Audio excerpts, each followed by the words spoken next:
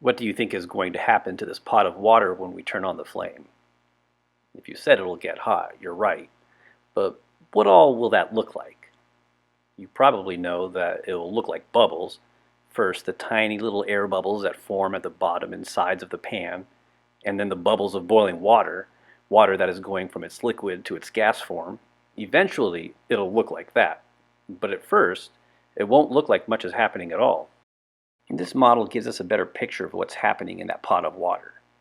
There's a small heat source here at the bottom of this tank, and some dust has been added to help you see the motion.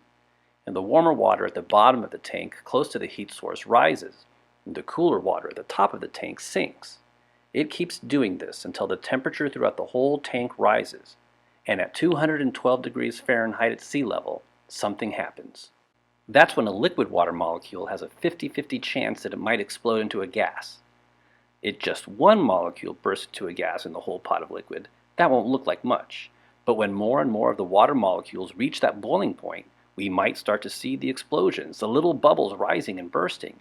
And when you get hotter than that boiling point, what do you think is going to happen? Right, more and more liquid water will burst into a gas, and soon we have a pot of boiling water. So even if you couldn't see it happening at the beginning, and even if you don't know what signs to look for, with enough heat, eventually the explosions build to a point where you can't miss it. It would be absurd to think anything else could happen. Right now you may have seen or heard that things are explosive in the world. It seems more and more people are ready to burst. It would be kind of absurd to think people could do anything else. I mean, have you ever been so frustrated or angry in your life that you felt like you could explode? You're not alone in that. I don't always know what to do with my anger, and I don't always know how to address or fix the things that make me angry. But I do know that God is love, and that God's Holy Spirit of love is with us now to help us love each other in real ways.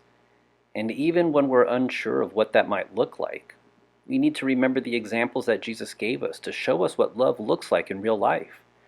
Jesus made sure hungry people got fed. Jesus helped people with their real physical struggles.